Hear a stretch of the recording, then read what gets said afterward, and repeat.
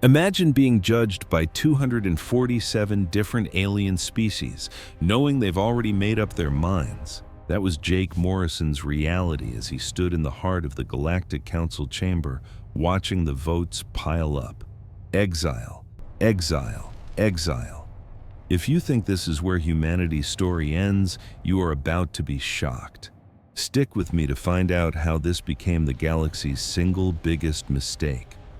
Beside him, his aide, Lisa Chen, held a data slate, her face a perfect mask of neutrality, but her knuckles were white.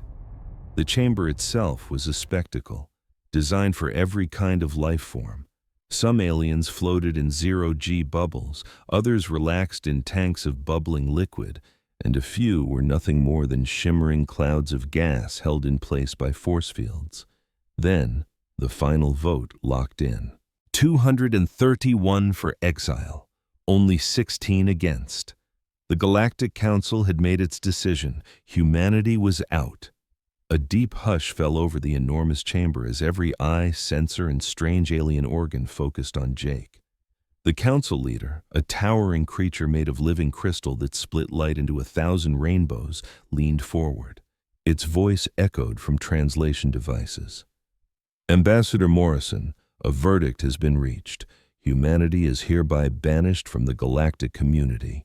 All human ships, stations, and citizens are ordered to vacate Council territory within 30 days. Do you have any final words? Jake took one last look around the room. He could read the room plain as day. Some aliens looked scared, others smugly satisfied. A handful just looked ashamed, like they knew they'd just done something terribly wrong. He took a slow breath, and then he smiled. It wasn't a bitter or angry smile. It was genuine, warm, and completely disarming. I want to thank the Council for their time, Jake's voice rang out, clear and steady. Humanity accepts your decision. We will comply without argument or delay. We truly wish you all the best. The crystal leader seemed to glitch, its inner light flickering in what looked like total confusion. All around the chamber, council members fidgeted. This was not the angry outburst they had prepared for. They had security teams on standby, ready for a human tantrum. They had speeches written to counter furious protests. But this quiet, cheerful acceptance, nobody had a script for that. A representative from the Korvax Empire, who looked like an ancient walking tree, rose to its feet. You just accept it? Jake simply nodded. Of course, this is your community, and it's your right to make this choice. We respect that. Lisa, let's pack up our things. We shouldn't take up any more of these fine folks' time. Lisa moved with practiced efficiency, gathering their notes and devices. Jake smoothed out his suit jacket, offered a polite bow to the stunned assembly, and then turned and walked confidently toward the exit, with Lisa right behind him. As they walked down the long, star-lit corridor, Jake's expression never changed. He was the picture of calm. It wasn't until the doors of their private transport hissed shut that Lisa finally cracked. "Sir, how can you be so calm? They just threw our entire species out of the galaxy." Jake settled into his seat as the transport sped toward their waiting starship. His smile got even wider. "Lisa, you remember what Director Graham told us before we left?" She said to trust her. But more importantly, she said that no matter what happened today, it was all going according to plan. Jake took out his personal communicator and entered a secure code. "Send the signal. It's time for Protocol 7. Lisa's eyes went wide with understanding. "Protocol 7? Sir, that's the order for Phase 2. "Exactly," Jake said, gazing out at the starfield. "They think they're punishing us. They have absolutely no idea what they just set in motion." Miles below the White House on Earth, President Kate Sullivan was watching everything from the Situation Room. She was surrounded by the planet's top minds, generals, scientists, and spy chiefs. When Jake's encrypted message arrived, she read it, and a slow smile spread across her face. Ladies and gentlemen, the council voted just like we knew they would. We are officially Exiles. She let that sink in for a moment. Initiate Operation Curtain Drop. Everyone knows their assignments. It's time to remind the galaxy who we really are. Admiral Ben Carter, a man who looked like he was carved from granite, gave a sharp nod. All fleets are on standby, Madam President. We can start the recall immediately. Then do it, Admiral. Across known space, a single coded message flashed to every human vessel and outpost. The order was simple. Come home, not in a few weeks, not tomorrow, right now. Captain Ryan Webb was on a freighter out in the Den B sector when he got the directive. He read it twice, his jaw tightening. He turned to his crew. You heard the command. Set a course for Earth. I want us moving at maximum speed. Jettison any cargo that's slowing us down. His first officer, Maria Santos, stared at him, bewildered. Sir, what about our contracts? We can't just ditch. The contracts are irrelevant now, Ryan cut her off. Humanity is going home, every single one of us. That exact scene was repeated on thousands of ships. Miners on distant asteroids dropped their tools and boarded transports. Diplomats in alien capitals quietly packed their bags. Scientists at joint research stations copied their data, gave hurried goodbyes, and vanished. In less than 24 hours, the great human exodus had begun. The Galactic Council watched, completely baffled. They had braced for arguments, for humans hiding out, for a messy, drawn-out process. Instead, humanity was retreating with a speed and coordination that was downright terrifying. Aboard a monitoring station, an alien observer named Krell watched the sensor readings in disbelief. A constant stream of human ships, all on a direct path to that little yellow star they called Sol. He'd voted for the Exile, convinced humans were a chaotic and dangerous species. But watching them leave with such unnerving silence, he felt a new emotion creeping in. Pure, undiluted fear. Back on Earth, Jake Morrison landed after a 3-day trip. He was taken directly to a hidden base deep in the Colorado mountains, where he was met by director Nicole Graham. She was a no-nonsense woman with her hair pulled back in a tight bun. She gave him a firm handshake. Nice work, Ambassador. Or should I say, former ambassador. Jake is fine for now, he said with a weary grin. Is everyone accounted for? 97% are back in the fold. The rest will be home within the week. Nicole's smile was triumphant. And Jake? The barrier generators are fully powered. The second that last ship is safe, we pull the plug. Jake looked up at the massive screens showing Earth from space, surrounded by colossal structures that had been built in secret for decades. They wanted us isolated. Well, we're about to give them an isolation they can't even comprehend. 5 years, Nicole said softly. That's our projection for how long it takes them to figure out what a catastrophic mistake they just made. 5 years, Jake agreed. And when the curtain rises again, the stage will be set very differently.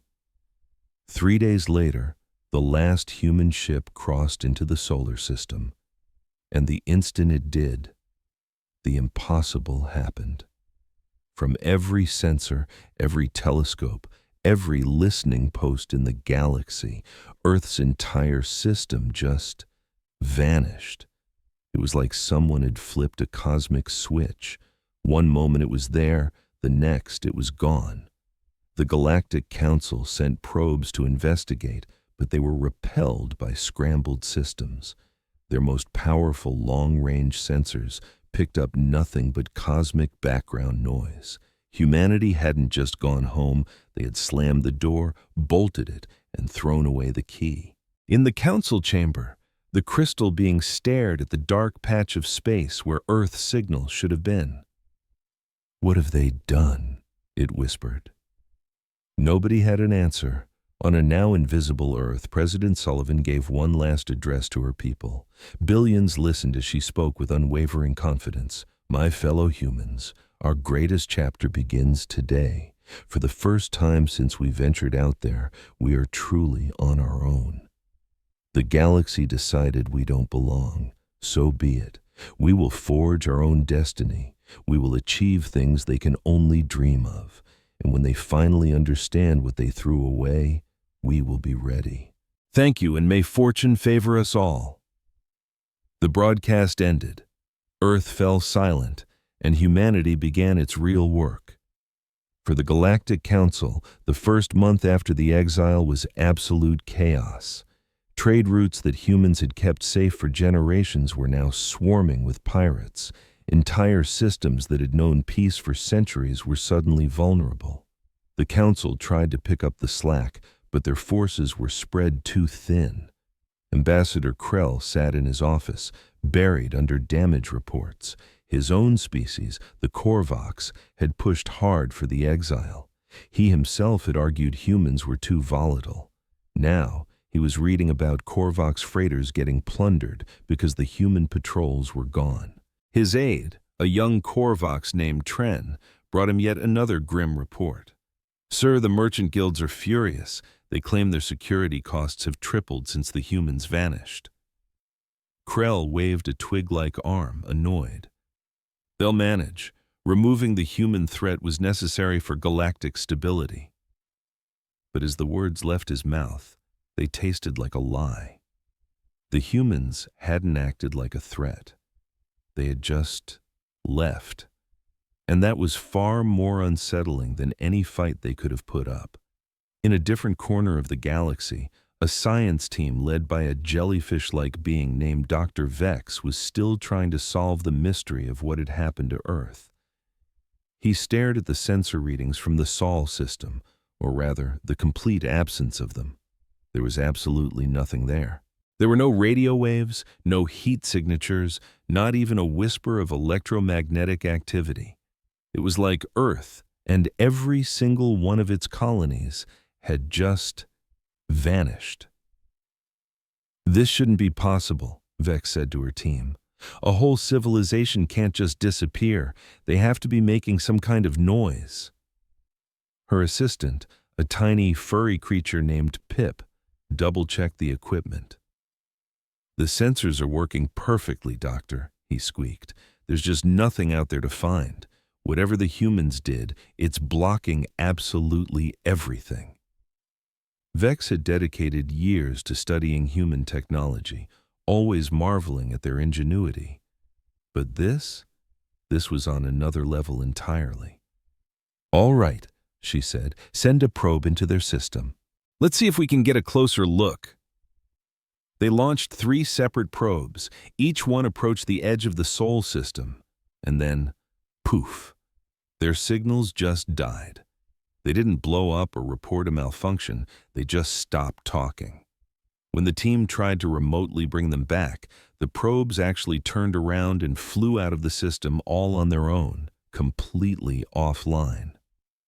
Meanwhile, on Earth, deep inside a secret command bunker in Colorado, Director Nicole Graham watched the alien probes harmlessly bounce off their new barrier. A small smile played on her lips as she turned to her team. They're testing the fences, she said. Good. Let them wonder. But this wasn't some clunky physical wall. It was something far more elegant. It was a field that bent space and energy around the entire solar system, making it completely invisible and silent to the outside galaxy. Even better, it was an active defense system. Any ship or probe that got too close would have its systems instantly shut down and be gently nudged away. What's the timeline on the next phase? Nicole asked.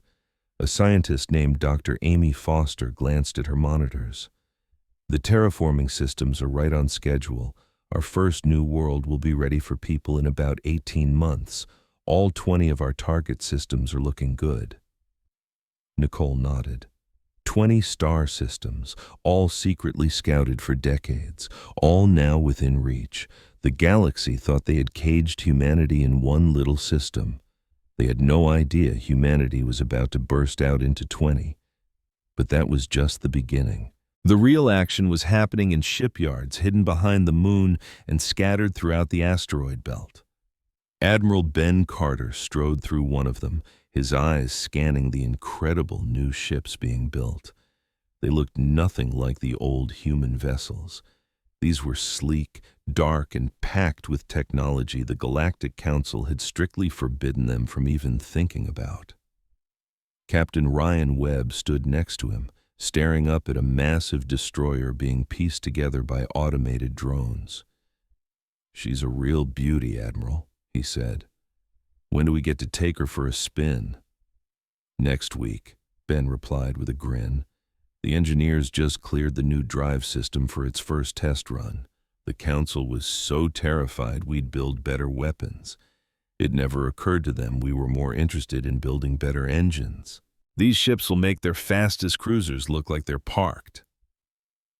Ryan had been a simple cargo hauler, but he, like thousands of others, had jumped at the chance to join this new military. He wanted to be a part of whatever came next. "You think they'll try to come back?" he asked, "to see what we're up to?" "Probably," Ben said. "But by the time they work up the nerve, we'll be so far ahead they won't even recognize us." 6 months went by. Back in Galactic Council space, things started to go wrong. Technologies that humans had helped create and maintain were suddenly failing. The FTL gate network, advanced medical systems, communication hubs, all relied on human engineers. Without them, the whole system was starting to crumble. The Council tried to handle the repairs themselves, but they quickly discovered just how much they had depended on human talent. Humans just had a knack for untangling complex problems and finding solutions no one else could see. Now, that gift was gone. The Council leader, a crystalline being named Jean, called for an emergency session. "We have to deal with this. Our entire infrastructure is falling apart. It's possible we were too quick to banish the humans." Several council members shifted in their seats. Nobody liked admitting they'd made a huge mistake. But a few, including those who had voted against the Exile from the start, began to speak up. A small, winged ambassador named LRA floated up to speak. "I told this council that humanity was more of an asset than a threat," she chirped. "They secured our trade routes. They shared their brilliant technology with everyone. They fixed problems that stumped the rest of us. And how did we thank them? We kicked them out." "They were becoming a danger," Krell, a hard-shelled insectoid, shot back. "Their military was growing too powerful. Their influence was spreading too fast." "And now," LRA challenged, "now, we don't have their protection or their friendship. We have gained nothing and made everything in our own lives more difficult." The argument raged for hours but got nowhere. The council was hopelessly split. In the end, they decided to do nothing but wait and see. Back on Earth, that wait-and-see approach was the best gift humanity could have asked for. Every single day brought a new leap forward. With no council rules holding them back, human scientists were diving into all the fields that had been forbidden: artificial intelligence, genetic engineering, quantum manipulation, even dimensional physics. All the things the council was afraid of were now becoming reality. Jake Morrison, who used to be an ambassador, was now the go-between for the civilian government and the new military. He was visiting a research lab in Australia where Dr. Amy Foster was showing off her latest creation. "We're calling it a skip drive," Amy explained, gesturing to a holographic model. "It doesn't push a ship through space. It actually moves space around the ship. The end result is travel that's 10 times faster than anything the council has." Jake let out a low whistle. 10 times? That's insane. "And that's just the prototype," Amy beamed. "We think we can get it to 20, maybe even 30 times faster, but Jake, that's not all." She pulled up another image. We found something out in deep space, ancient structures, technology that's millions of years older than the Council. We think whoever built them understood physics on a level nobody in this galaxy can even comprehend. Can we use it? Jake asked. We already are. The skip drive is partly based on what we've learned from them. Amy's excitement was infectious. The Council thinks they're so advanced, they have no clue what real progress looks like. At the same time, on a lonely listening post near what used to be human space, a young alien tech named Kryn noticed something weird. It was just a tiny blip, a signal that appeared for a split second and then vanished. He almost wrote it off, but his gut told him to run a deeper scan. The signal came from a sector of space that was supposed to be completely empty. No planets, no resources, nothing. And yet when Kryn broke down the signal's structure, his blood ran cold. It had human markings all over it. He reported it to his boss, who told him it was just static. But Kryn didn't believe it. He kept watching. Over the next few weeks, he caught 3 more of those fleeting signals, all from different empty parts of space. They were always fast and always where nothing should be. What Kryn couldn't possibly know was that he was accidentally witnessing humanity's secret expansion. The signals weren't accidents. They were test pings from brand new colonies being built across 20 different star systems. Humanity wasn't just hiding in the Sol system. They were spreading their wings, getting stronger, and getting ready for a comeback the galaxy could not possibly imagine. Back on Earth, President Kate Sullivan was meeting with her top advisors. It had been 8 months since the Exile. In that short time, humanity had made 5 years' worth of progress. The new fleet was nearly complete. The colonies were getting their first settlers. The research labs were churning out one miracle after another. How much longer? Kate asked Nicole Graham. 4 years, Nicole replied. Maybe less. That's when we'll be ready to re-enter the galactic stage. And what will we be when we do? Nicole's smile was sharp. Not the species they kicked out. We'll be something far greater. They exiled us because they were scared of our potential. When we go back, we're going to prove their fears were justified. By then it won't matter. We won't be asking for their permission to do anything. Kate nodded slowly. She looked at a screen showing Earth, now orbited by massive construction platforms and new defense arrays. The planet itself was being transformed. Then let's make sure we are ready, she said, because when we return, I want to make an impression that they will never, ever forget. Out in the dark, hidden from every sensor, humanity worked and built and grew. The galaxy thought they had solved their human problem. Instead, they had just unleashed humanity to finally become what it was always meant to be. The Council's mistake wasn't being afraid of what humans could become. Their mistake was thinking they could stop it. 5 years had passed since humanity was cast out. Ambassador Krell looked so much older now, his energy drained. His tough, bark-like skin had faded to a sickly gray, and he moved like every joint ached. He sat in his office, sifting through reports that all told the same grim story. The Galactic Council was failing. Trade routes were a mess, and pirate attacks were up by 400%. Little wars were breaking out between species that used to be kept in line by Council peacekeepers, but the peacekeeping forces were stretched thin, trying to fill the massive hole the human military had left. Krell's own home world had been attacked 3 times in the last year. His family was still there. What happens when you kick the toughest kid out of the playground, only to find out you desperately need them back 5 years later? That's the exact mess the Galactic Council was in. Time and time again, their response to galactic threats had been too slow, too weak. If humans were still here, their rapid response fleets would have shut down these attacks before they even started.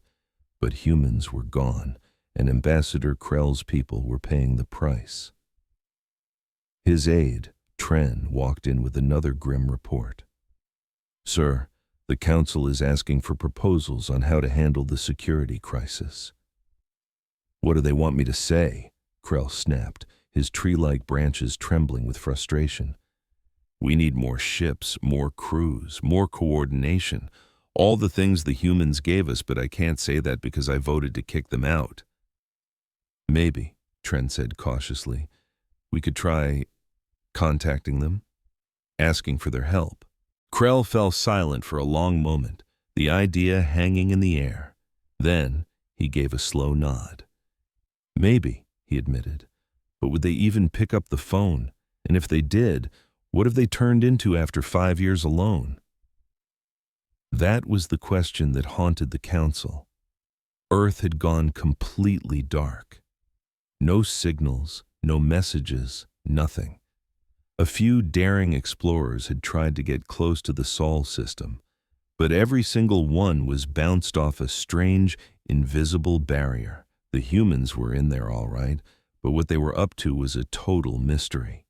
Far away from the Council's drama, a young pilot named Chris Palmer was charting an unexplored sector in his small ship. He was a freelancer, mapping star systems for corporations, boring work, but it paid the bills. Suddenly, his sensors blared. He was picking up strange energy readings from a star system that was supposed to be completely empty. Chris flipped his ship around to check it out. What he found made him literally forget how to breathe. The system didn't have one, but 3 perfect Earth-like worlds. All of them showed signs of recent expert terraforming. He saw atmosphere processors, water purification plants, and massive agricultural stations, everything you'd need to support human life. But there was one problem. There were no people. The colonies were pristine, silent, and empty, just waiting for someone to move in. Chris ran a deep scan.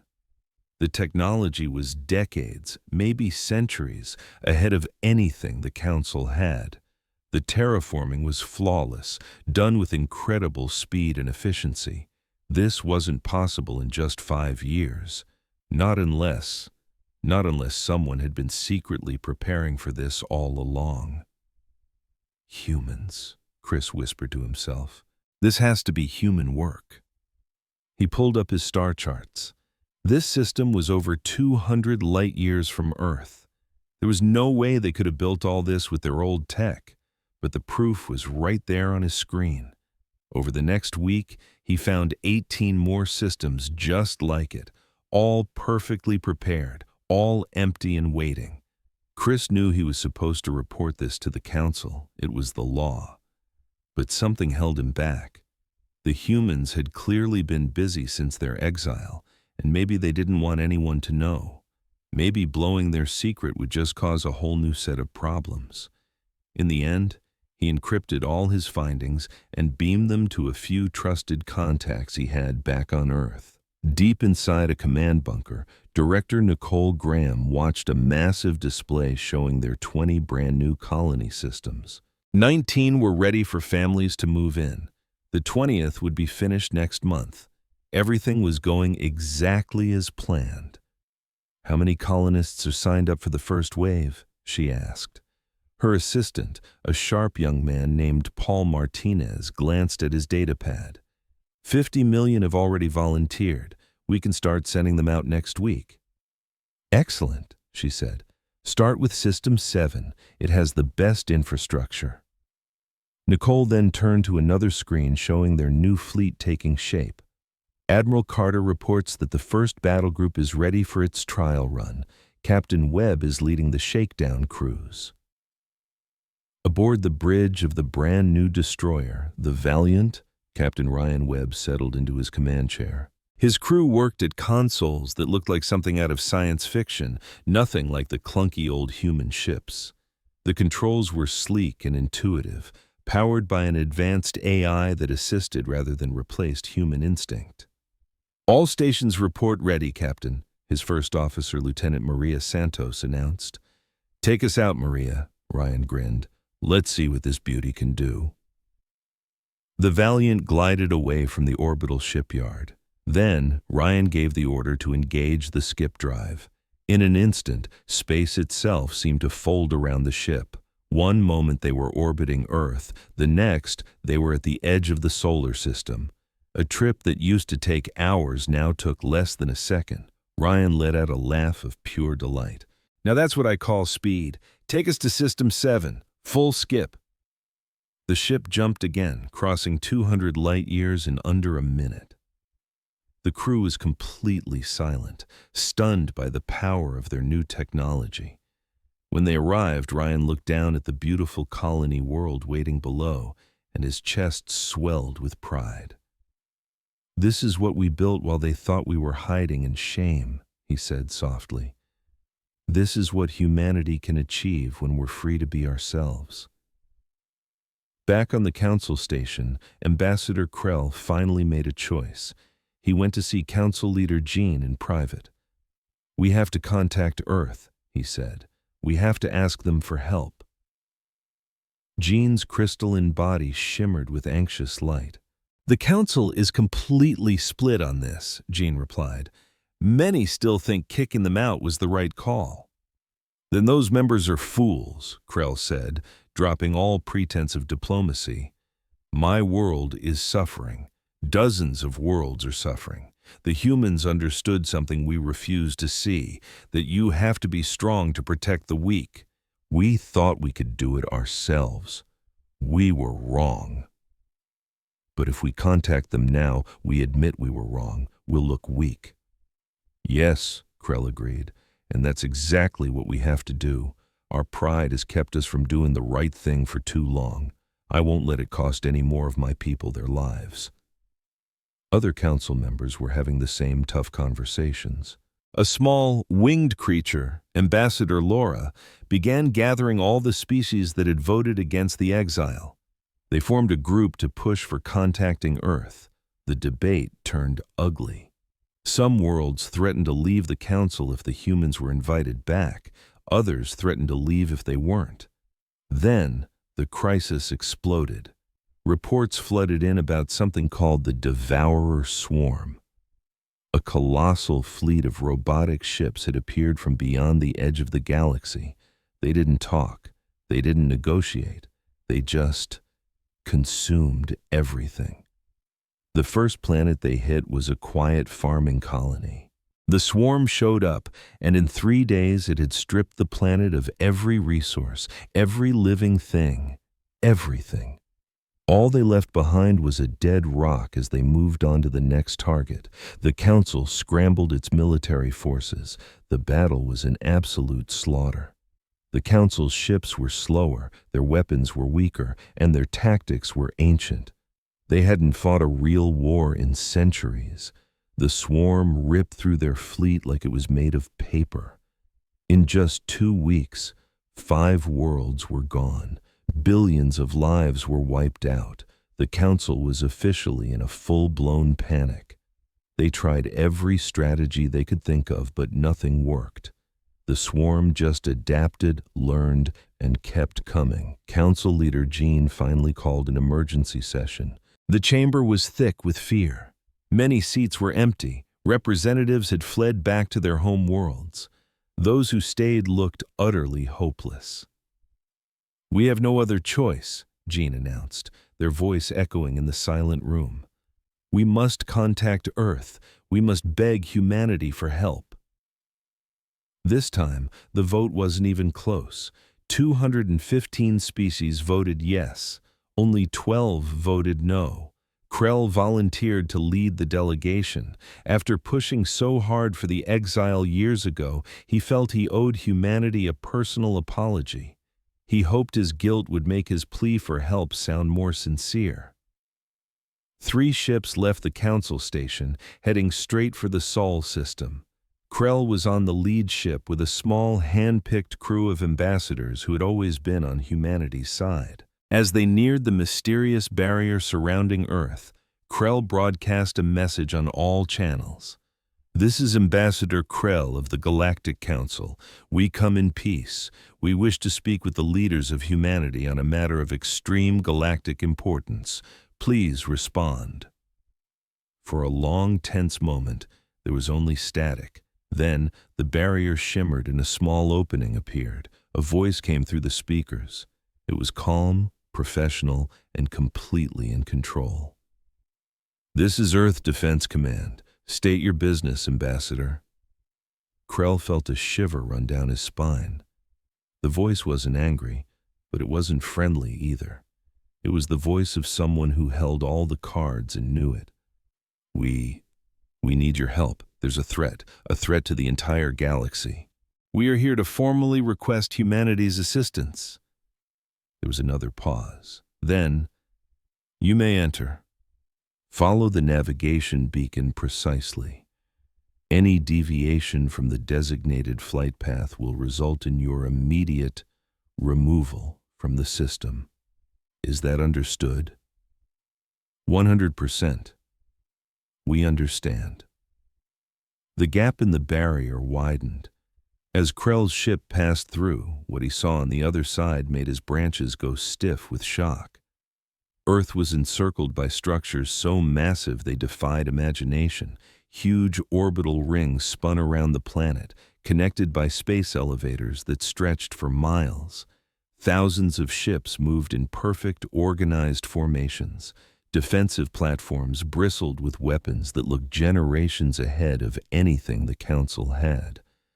But it wasn't just the size of it all. It was the sheer confidence. Everything he was seeing screamed that this was a civilization that hadn't been cowering in fear. This was a civilization that had been building, growing, and becoming more powerful than anyone could have ever dreamed. What have you become?" Krell whispered.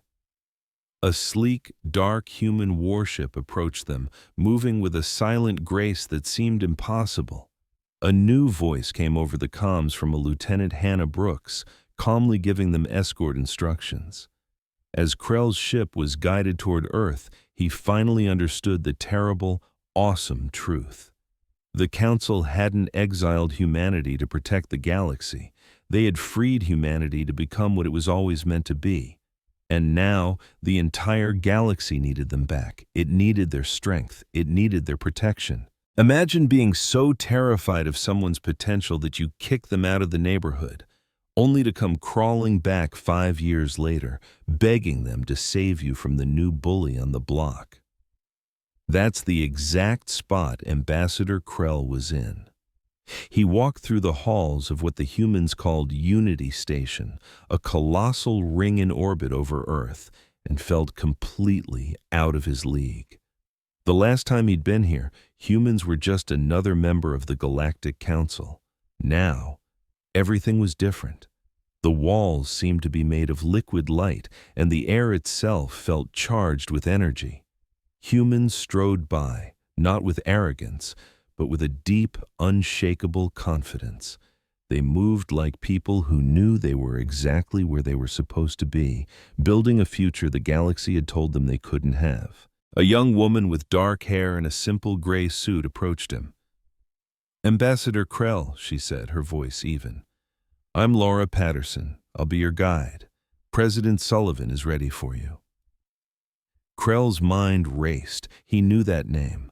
5 years ago, she was a junior diplomat, one of the few who had argued against exiling humanity. "Miss Patterson," he began, trying to sound dignified. "Thank you. I remember you from the Council." Laura offered a small, tight smile. "I remember you too, Ambassador. You gave a very memorable speech about how humanity was too dangerous to be trusted." The words weren't an attack, but they landed like a punch, and Krell felt his leafy appendages wilt in shame. "I was wrong," he admitted quietly. "I hope you know I've come to deeply regret that day." Laura's expression didn't change. "Regret is easy, Ambassador. It's what you do next that matters." She gestured down a long corridor. "This way." They stepped into a vast conference room with a window that framed the Earth below. The planet was stunning, wrapped in massive orbital rings that gleamed in the sunlight, with ships moving between them like a perfectly choreographed ballet. President Kate Sullivan was standing at the window. She turned, and Krell was shocked by how much 5 years had changed her. There were new lines on her face and streaks of gray in her hair, but her eyes were like steel, sharp, focused, and missing nothing. This was a woman who hadn't just survived. She had forged her people into something new. "Ambassador Krell," Kate said, her voice calm and steady. "It's been a while, Madam President," Krell replied, bowing in the human style. "Thank you for agreeing to see me. I know we have no right to ask for your time, let alone your help." Kate motioned to a long table. "Let's skip the apologies and get to the truth. You said the galaxy is facing a threat. Tell me about this Devourer swarm." Krell pulled out a data projector and displayed images of the swarm's attacks. Kate watched, her face unreadable, as holograms showed entire worlds being stripped of all life, leaving behind nothing but barren rock. When the horrifying presentation ended, Kate leaned back. "How many worlds are gone?" she asked. 7, Krell answered, his voice trembling slightly. "As of this morning, the swarm is pushing deeper into Council territory. We project they'll reach the core systems in 3 months, maybe sooner." "And your military?" "Ineffective. We've lost 60% of our fleet. The swarm is intelligent. It learns from our tactics and adapts faster than we can counter. Their ships are organic, grown not built, and they fight without fear because they're a hive mind." Kate was silent for a long moment. Then she finally asked the one question Krell had been dreading. "So why should we help you? You cast us out. You called us a plague. You left us for dead. Give me one good reason why humanity should risk everything for a galaxy that turned its back on us." Krell had a dozen prepared speeches, full of diplomatic fluff about mutual interests and shared history. But looking into Kate's unflinching eyes, he knew only the absolute truth would do. "You shouldn't," he said, the words costing him everything. "You don't owe us a thing.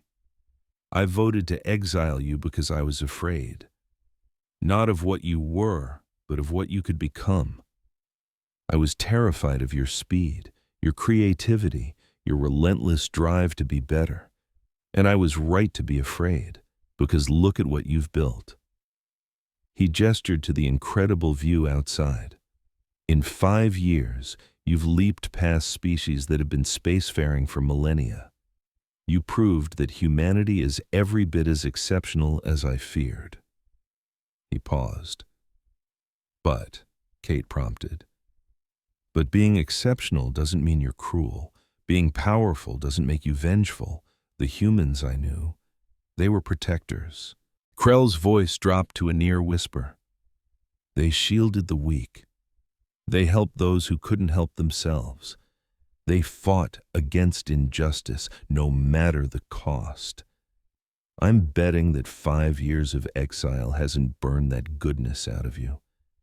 I am gambling that you still care about innocent lives, even the lives of those who wronged you." Kate held his gaze for what felt like an eternity. Then she glanced at Laura, who had been standing silently by the wall.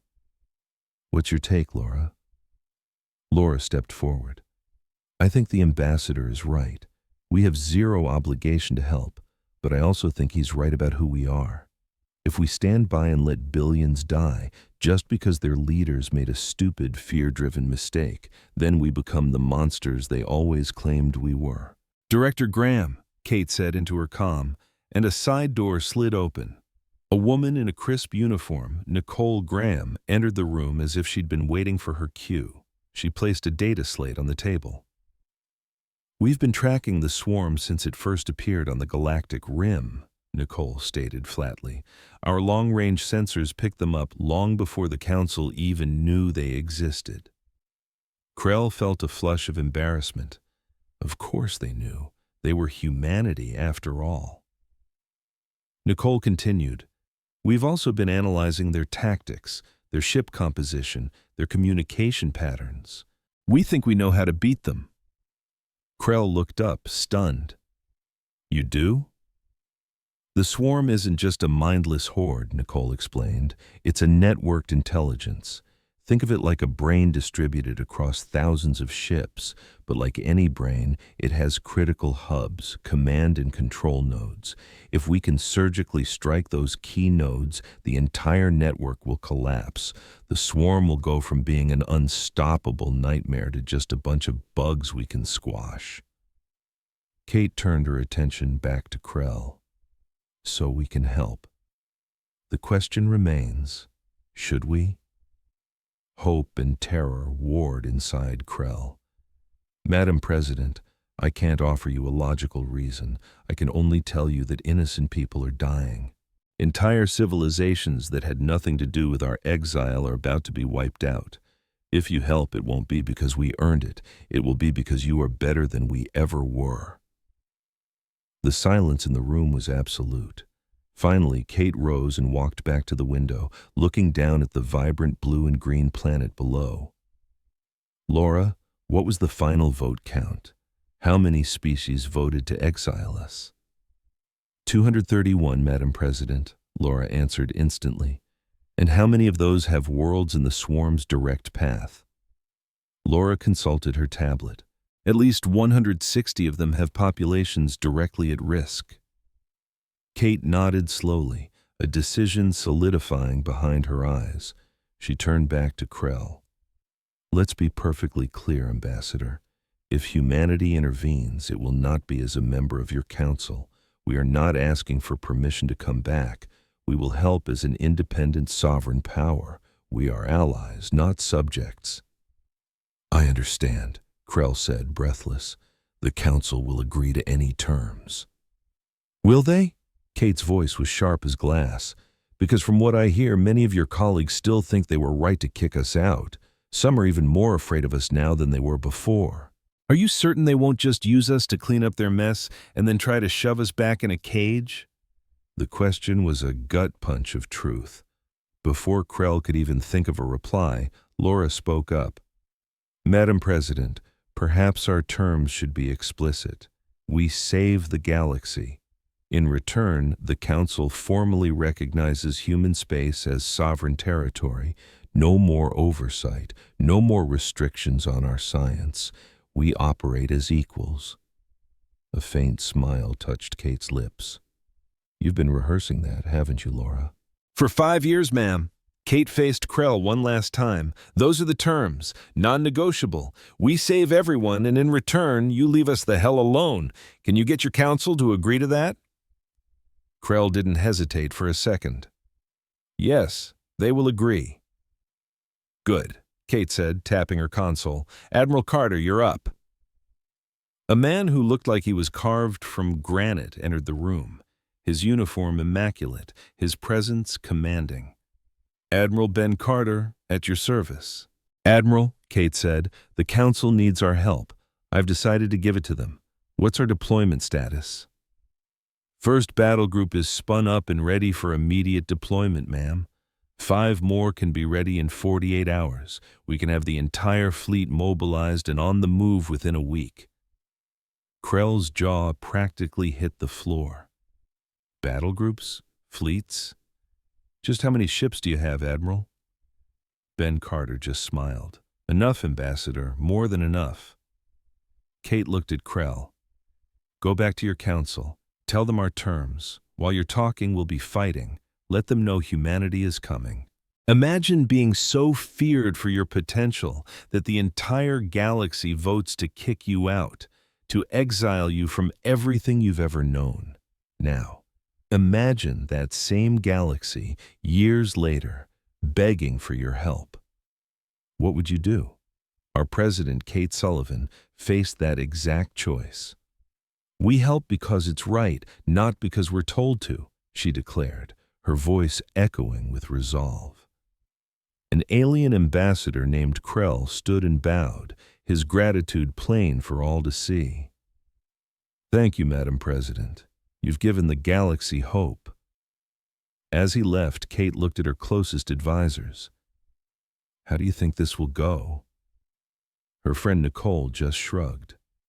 Some will be grateful, some will resent us, most will be terrified of what we've become. But none of that matters. We're doing this because it's who we are. Admiral Ben Carter nodded in firm agreement, and once they see our fleet in action, once they witness what we're truly capable of, the galaxy will never look at humanity the same way again. From the bridge of her command ship, President Kate looked out at the beautiful blue marble of Earth one last time. 5 years ago, they had been cast out. Today, they were returning, not as beggars seeking forgiveness, but as a force the galaxy could no longer ignore. It was time. "Send the order, Admiral," she said. "Deploy the fleet. Let's show them what humanity can do." Miles away, the Vidian cluster was dying. A monstrous swarm of machines had already stripped 3 planets bare. On the last 2 worlds, 15 billion souls were trapped, scrambling to escape with too few ships and not enough time. The swarm would be there in a matter of hours, but humanity was already there. Admiral Ben Carter stood on the bridge of the flagship Independence as 100 warships materialized from nothingness.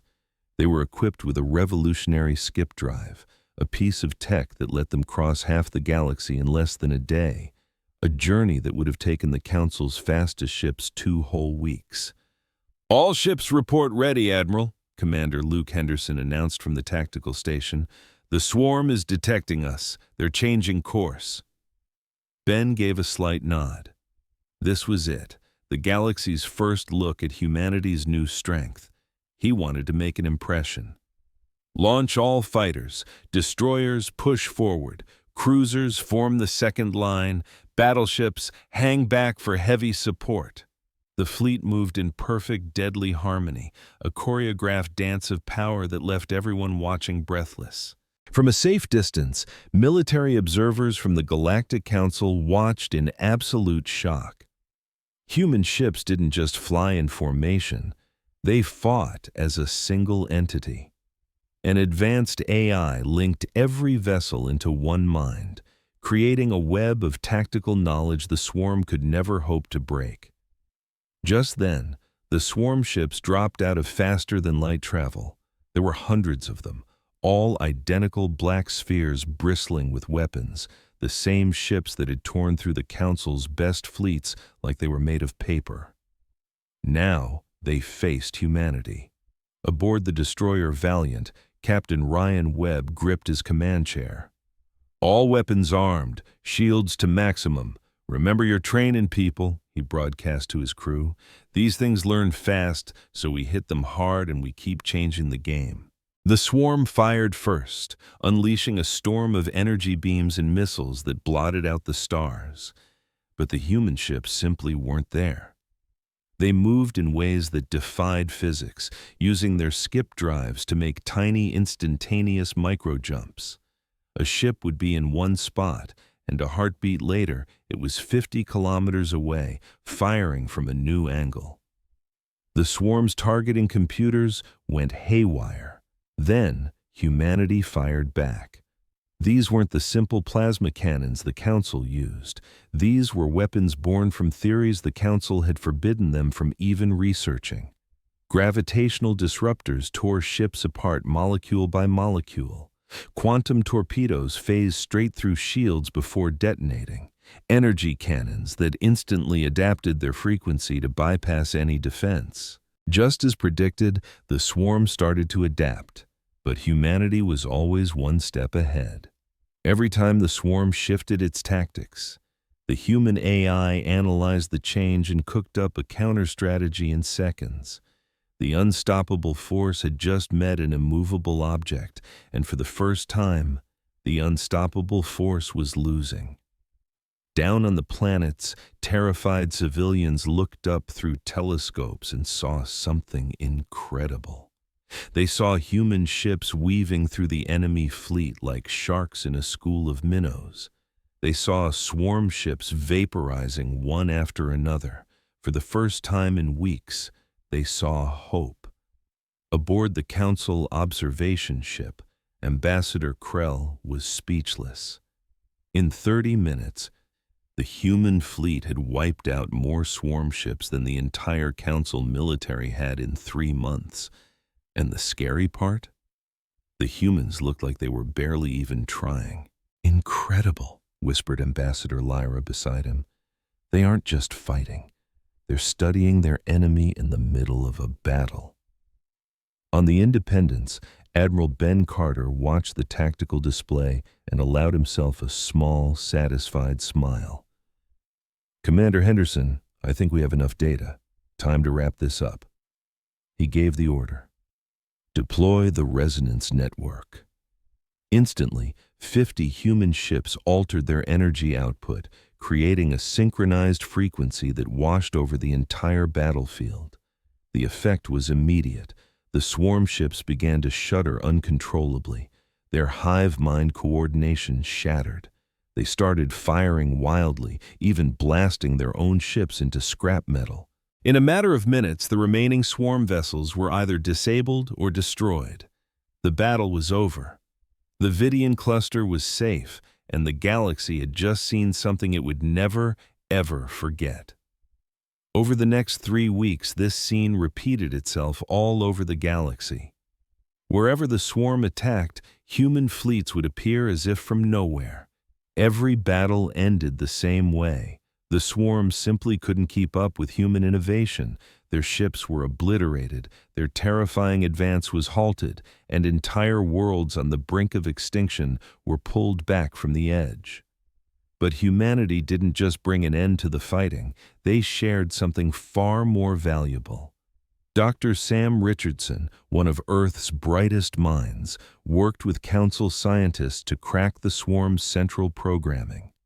They found its source code, and with it, a way to pull the plug for good. The final showdown took place at the edge of the galaxy, right where the swarm had first appeared. Admiral Carter led a massive combined fleet of human and Council warships. They located the swarm's brain, a colossal processing station that coordinated every machine. Captain Ryan Webb led the boarding party. With him were soldiers from a dozen different species, all fighting side by side. They blasted their way through automated defenses, fought to the station's core, and uploaded the shutdown code that Dr. Richardson's team had created. All across the galaxy, every single swarm ship just stopped. Their weapons went cold, their engines went dark. The threat was neutralized. Billions of lives had been saved, and humanity had shown them the way. The Galactic Council called an emergency session. The Grand Chamber was packed with representatives from every species. The council leader, a crystalline being named Jan, stood at the center with President Kate Sullivan seated in a place of honor right beside them. "The Galactic Council recognizes President Sullivan of Earth," Jan's voice rang out. "The floor is yours." Kate walked gracefully to the center of the chamber. She looked at the faces around her, some filled with awe, some with gratitude, and a few with cold calculation.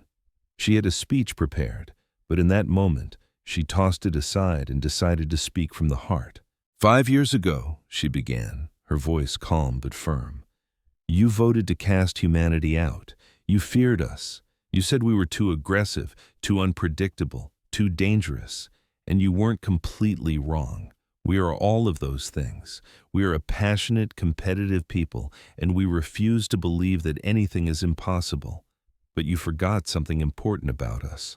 We are also fiercely loyal, deeply compassionate, and we will protect those who cannot protect themselves at any cost." She paused, letting her words hang in the air. "During our exile, we could have chosen revenge. We could have built an armada to conquer you all. We certainly had the power to, but that's not who we are. Instead, we chose to build, to grow, to become better, and when you needed us, we came. Not because you deserved it, but because it was the right thing to do. A ripple of shame was visible on the faces of many council members.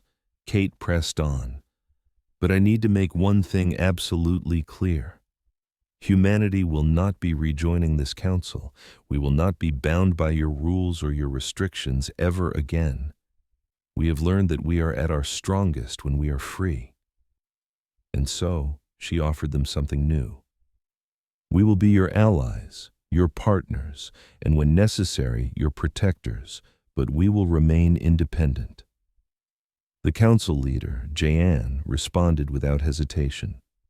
We accept your terms. The council hereby recognizes Earth and all human worlds as a sovereign power with all the rights and territories that entails.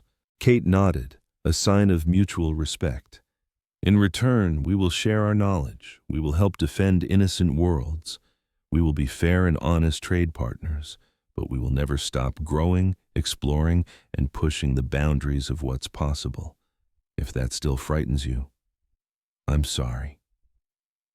Just then, Ambassador Krell stood up, his voice ringing with emotion. President Sullivan, on behalf of my people and many others here today, I want to say what we should have said 5 years ago. We were wrong. We judged you out of fear when we should have tried to understand you.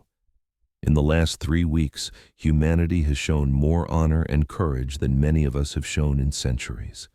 Thank you. And in that moment, a new era for the galaxy began.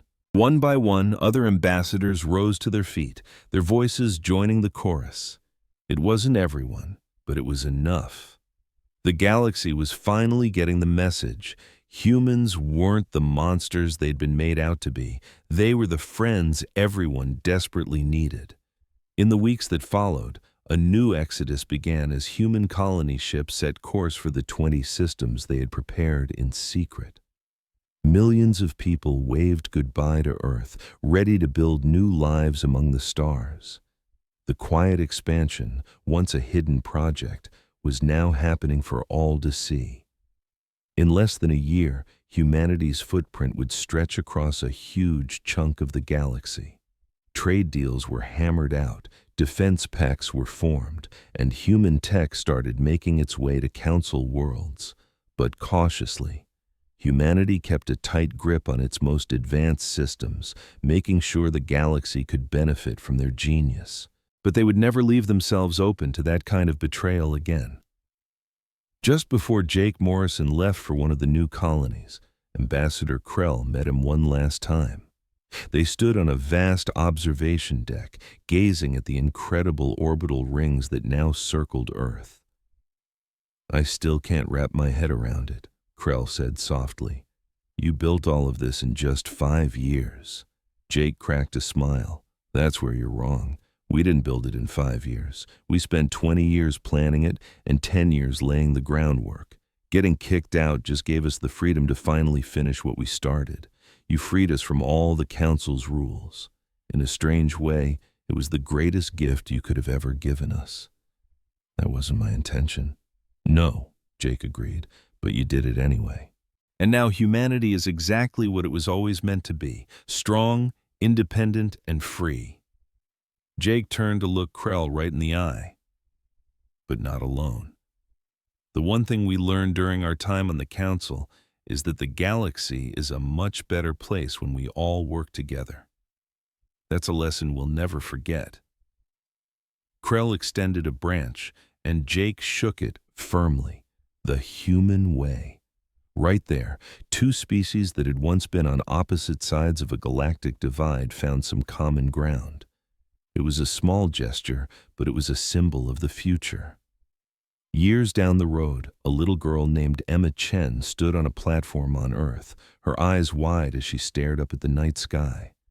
She could see the glowing orbital rings perfectly, and beyond them, the tiny lights of starships dancing between the worlds. Her grandfather, the retired ambassador Jake Morrison, stood right beside her. "Grandpa," she asked, "do the aliens still think people are scary?" Jake let out a soft laugh. "Some of them do, Emma. But most of them have learned there's a big difference between being scary and being strong. We're strong. We're capable. We can do things that others can't, but we use that strength to protect others, not to hurt them. Is that why they asked us to come back? They didn't ask us to come back, sweetheart, he said gently. We came back on our own terms, and that's the most important part. We don't need anyone's permission to be who we are. Emma chewed on that for a second. Then a smile spread across her face. I like that we're strong. It means we can help people. Exactly. Jake looked up at the stars, at the incredible future humanity was building. The galaxy tried to get rid of us because they were scared of what we could become. But they learned a very important lesson. You can't stop humanity by just pushing us away. The only way to stop us is to destroy us completely. And anyone who tries that is going to find out what we're really made of. He looked down at his granddaughter, his expression softening. But when you treat us with respect, when you choose to work with us instead of against us, there is absolutely nothing we can't achieve together. Emma nodded seriously, already understanding things far beyond her years. She was one of the new generation. The kids who would grow up in a galaxy where humanity was respected, a little feared, and deeply admired. A galaxy where human ships guarded the trade lanes, human scientists were solving impossible problems, and human diplomats were the ones brokering peace. The exile was supposed to be a punishment, but instead, it set them free. The galaxy voted to cast humanity out, thinking it would solve their problems. All it really did was unleash humanity to become something far greater than anyone could have ever dreamed.